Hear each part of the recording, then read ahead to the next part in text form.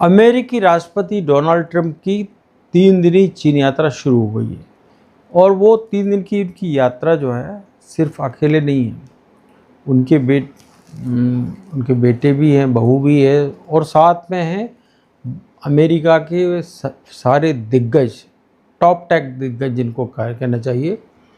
इनमें कि एनवीडिया के सीईओ से लेके तमाम सारे वो चीज हैं जो एआई चिप, सेमीकंडक्टर और बहुत सारी ऐसी चीज़ों के साथ जुड़े हुए हैं जिनका सीधा सीधा संबंध रेयर अर्थ मटेरियल यानी दुर्लभ खनिजों से है। यानी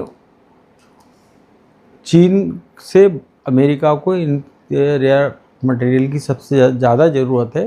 क्योंकि करीब 70% रेयर अर्थ मटेरियल का भंडार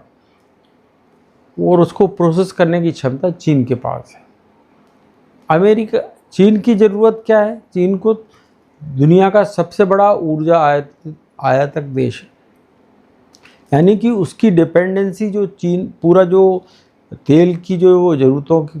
पूर्ति करता है वो आधी ईरान पर टिकी हुई है और ईरान पे अमेरिका अड़ा हुआ है और ईरान भी हार्मुज छोड़ने को तैयार नहीं है। जाहिर है कि एक बड़ा गतिरोध के बीच पे ट्रंप की अपने हाईटेक जो टेक दिग्गजों के साथ में चीन की जो यात्रा हो रही है, तो इसके पीछे क्या अर्थ छुपे हुए हैं?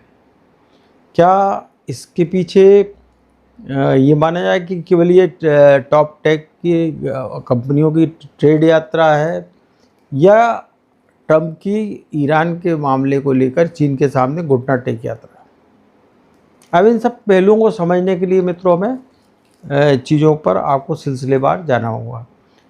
नमस्कार, मैं हूं राजेश सिरोठिया, दोपहर मेट्रो डिजिटल टीवी के लिए। तो हम बात करते हैं कि ट्रंप जब इस बात को लेकर उनकी यात्रा शुरू हुई तभी उसमें विवाद शुरू हो गए। कुछ लोगों ने ये कहा कि एनवीडिया के चेयरमैन को नहीं ले गए हैं क्योंकि एनवीडिया जो चीन में अपना कारोबार करना चाहता है, लेकिन अमेरिका ने उस पर काफ़ी सख्त पाबंदियां लगा दी गई हैं। तो अब उसके विश्लेषण भी होने लगे कि अगर ट्रंप एनवीडिया के चेयरमैन को ले जाएंगे तो ये मजबूत जाएगा कि ये संदेश जाएगा कि वो एक नरम रुख अपना रहे हैं, और नहीं ले जाते तो ये जाएगा कि अमेरिका जो है या डोनाल्ड ट्रंप जो है अपने सख्त नीति शर्तों के साथ में चीन जा रहे हैं। लेकिन अंततः हुआ क्या कि एनवीडिया के चेयरमैन को वो अपने साथ में लेके गए और मसला सिर्फ जो है उनका है कि रेयर अर्थ मटेरियल की सप्लाई हो, ताकि विश्व में जो उनकी जो अमेरिका सिरमौर बना हुआ है और एआई के साथ में उसकी होड़ चल रही है चीन से, तो वो स्पर्धा को भी बनाए रखना चाहता है, लेकिन वो सीमित दायरे में रहे।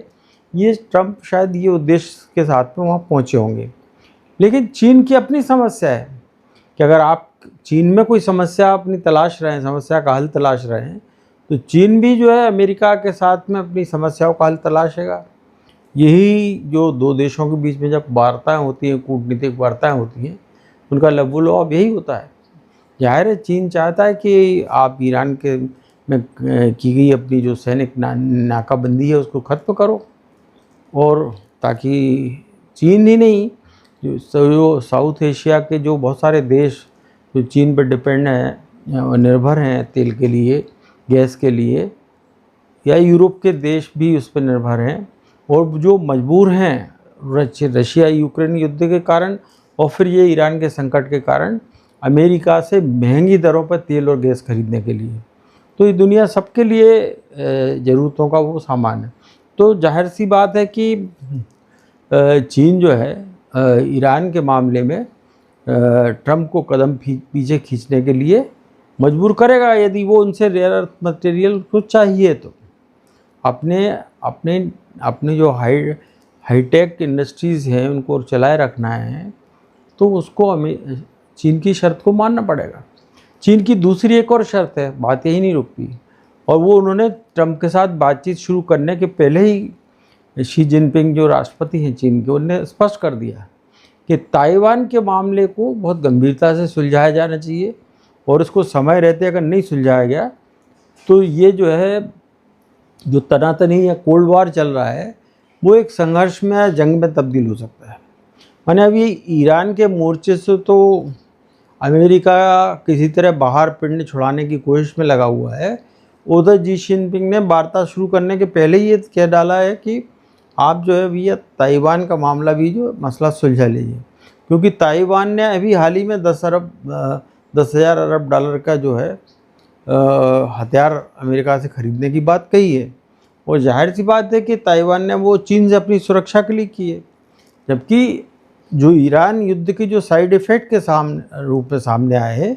उसमें एक बात साफ हो गई कि यूरोप कंट्री समझ गए, जो नाटो संगठनों के जरिए जुड़े हुए थे अमेरिका से, कि ये हमारी रक्षा नहीं करना चाहते हैं, ये हमारा उपयोग करना चाहते हैं। और यही बात मिडिल ईस्ट के उन देशों को समझ में आ गई जिन्होंने कि अपने सैन्य ठिकाने इस बिना पर अमेरिका को दिए थे कि वो वक्त मौके पर उनकी सुरक्षा के भी काम आएंगे। और दोनों ही मोर्चों पर जो है यूरोप भी अपने आप को ठगा सा महसूस कर रहा है और मिडिल ईस्ट की कंट्री भी ठगा सा महसूस कर रही है। और ताइवान ने भी भीतरी तौर पर, अभी ऊपरी तौर पर शी जिनपिंग भले ही अमेरिका को चेता रहे हैं, लेकिन ताइवान ने भी अब कोशिश शुरू कर दी कि जिस इस अमेरिका के भरोसे रहकर जो मिडिल ईस्ट ने मात खाई है देशों ने, खाड़ी देशों ने, या यूरोप उसका जो दंश झेल रहे हैं, यूक्रेन की मदद करके उन्होंने आर्थिक अपने हालात कमज़ोर किए, तेल गैस की उनकी जो वो सस्ती गैस मिलती थी रशिया से वो मिलना बंद हो गई, और कुल मिला के वो अमेरिका पर निर्भर हो गए उसके महंगे तेल और गैस पर। तो ताइवान भी अब धीरे धीरे अमेरिका चाइना से अपने रिश्ते सुधार रहा है। अरे कुल मिलाकर देखा जाए कि जो ट्रंप कुछ महीनों पहले ये कहा करते थे कि उन्हें ब्रिक्स से चिढ़ है, उस ब्रिक्स में भारत से लेकर रशिया और चीन तक एक हिस्सा है। और अगर अब चीन ट्रंप जा रहे हैं तो इसका मतलब समझ लीजिए कि चीन जो है वैश्विक राजनीति में संतुलन के लिए एक बड़ा ध्रुव बन चुका है। और ये ट्रंप की यात्रा खत्म होते ही वहाँ पर पीछे से 18 मई को पुतिन भी पहुँच रहे हैं, रशिया के राष्ट्रपति व्लादिमीर पुतिन। उसके बाद 23 मई से 26 मई तक जो है पाकिस्तान के शहबाज शरीफ साहब भी जाएंगे, जो कि ईरान और इज़राइल अमेरिका के साथ में जंग को थामने के लिए बड़े मध्यस्थता के बड़े बड़े दावे कर रहे थे। और उनके साथ में भी मजबूरी है कि वो एक तरफ अमेरिका को साथ के रखें, दूसरी तरफ चाइना के साथ भी संतुलन बनाए रखें, क्योंकि दुनिया भर से उनने सामने जो कटोरा जो भीख का लेके चलते रहे हैं, तो उनकी अपनी मजबूरियां हैं। तो वो भी वहाँ जाके कुछ ना कुछ अपना पक्ष रखेंगे, या कोई बात क्या हो सकती क्या नहीं हो सकती है वो आगे भविष्य के गर्भ में छुपा हुआ है। फिलहाल स्थिति यही है कि जो ईरान के मसला जो है उसके बगैर जो ट्रंप की ये 3 दिन ट्रेड यात्रा सफल नहीं हो सकती, क्योंकि चीन को चाहिए तेल और अमेरिका को चाहिए दुर्लभ खनिज, रेयर अर्थ मटेरियल। और दोनों की पूर्ति जो है एक दूसरे के परस्पर सहयोग पर निर्भर है कि अगर ईरान से अमेरिका अपना पिंड छुड़ा लेता है तो ईरान की तेल मिलने लगेगा, और इसके बदले में अमेरिका को की कंपनियों को रेयर अर्थ मटेरियल। तो मित्रों ये वार्ता चल रही है, अभी आगे इसके और भी नतीजे सामने आने वाले हैं। और इसके साथ ही जो साउथ पैसिफिक चीन का क्या परिदृश्य है, भारत की क्या इसमें भूमिका रहेगी, रशिया क्या रुख अपनाता है, ब्रिक्स कंट्री क्या रुख अपनाती है, वो सारी दुनिया जो डॉलर के से हटकर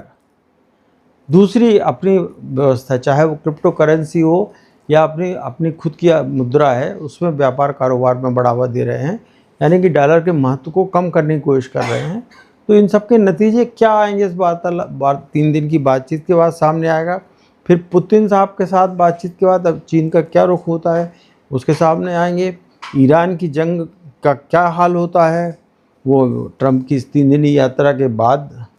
जाहिर हो सकेगा। तो मित्रों इस सब चीज़ों के लिए आपको करना पड़ेगा थोड़ा सा इंतज़ार। आपको अगर ये वीडियो अच्छा लगा हो, पसंद आया हो, तो इसे लाइक करें, शेयर करें, सब्सक्राइब करें और अपनी राय ज़रूर दें और हमसे जुड़े रहें। तब तक के लिए नमस्कार।